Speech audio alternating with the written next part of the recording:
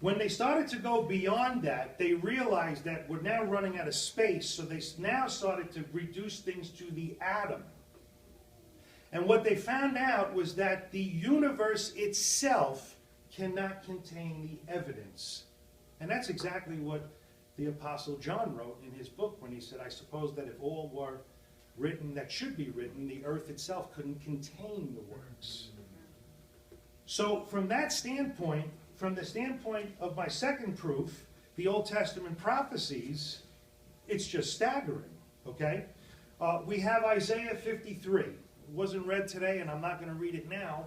And if you don't know it, that's your homework for today, is to go home and read Isaiah chapter 53.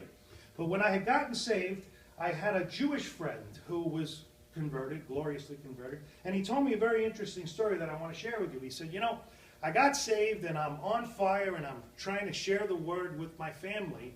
And he says, and one day I'm sitting down with my uncle and I says, Uncle, please just listen. I want to read you something. And he says, I opened the Bible and I read him chapter 53 and I shut the book.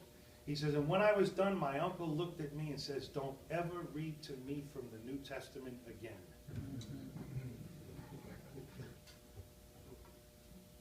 He knew that the scripture was speaking of Christ.